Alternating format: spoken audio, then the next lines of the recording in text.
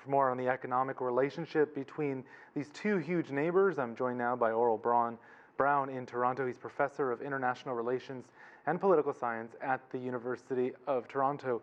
Professor Braun, thanks so much for joining us. We heard there $200 billion within the next 5 years. How do they get there? Well, I think there is reason to be optimistic in Beijing and in Moscow. This is a strong relationship. Last year, trade between the two countries increased by about 27%. So it is not unrealistic to expect that it will go up within 5 years to the $200 billion level. But at the same time, one has to be realistic and lower the expectations somewhat, because as important as this relationship is, this is also one of unequals. China is a country that exports more than any other in the world at the level of well over $2 trillion. United States is second at $1.6 trillion. Russia only exports a total worldwide of about $336 billion. And whereas China is Russia's most important trading partner, for China, Russia is not that important a trading partner compared to others. United States is the largest, then comes the EU. Even South Korea, in fifth place, trades much more than Russia. And even if Russia reaches a $200 billion level, that would still be less than the current trade between China and South Korea. Where will that $200 billion, that extra $100 billion come from? Will it be the traditional trade in oil, gas, and metals, or will it be in other newfound areas? I know that Russia is seeking significant Chinese investment in its country. Russia is very desperate for investments because they are under sanctions, given their actions in Crimea and in the Donbass.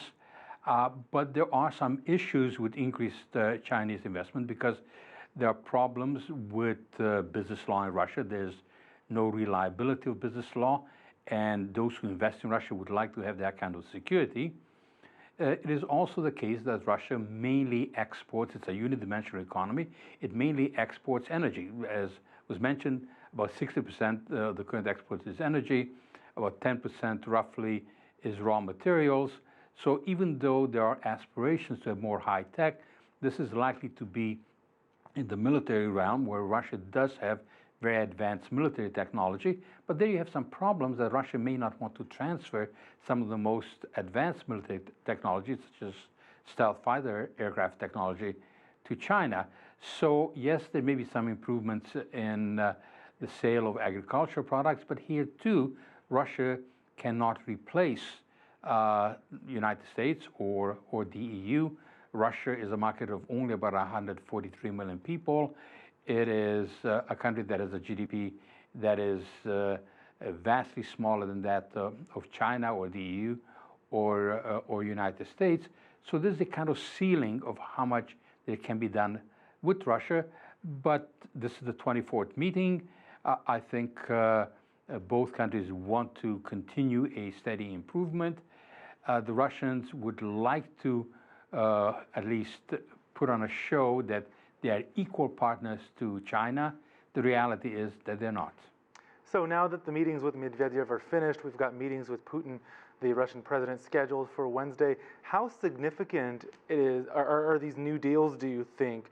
Is this really for a show of solidarity, or is there meat there? And what are additional areas for potential cooperation that perhaps haven't been explored or haven't quite yet been agreed upon? Well, there's likely to be more in terms of energy, because Russia is able to export energy. It's trying to gain more energy out of the Arctic region. They have built a pipeline. They want to build more pipelines. So I think more can be added to that. Agricultural products can be increased somewhat, but again, not to replace the main suppliers from elsewhere. The Russians would like to sell more diversified goods, but they just don't produce the kind of things that China or other markets want. The Russians just have not been very successful. People are not buying Russian cars. They're not buying Russian laptops. They are not using Russian medicines. We heard from the Vice President of the U.S.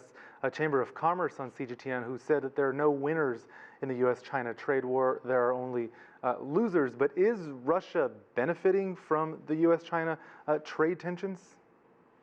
For the moment, it is benefiting because obviously China is trying to diversify, look for alternatives, but Russia is just too small economically to present that alternative. And Russia has an incentive, as I know, to being under sanctions, to build a strong relationship with China. But Russia is pressing China to sort of go along with the pretense of equality, and perhaps the Chinese leadership will be gracious enough to allow that illusion, but it does not change the reality. So if the Russians want to manipulate China, if they want to play the Chinese card, I don't think the Beijing government will be amenable to that. Professor Aurel Braun joining us there from the University of Toronto. Thank you for your time.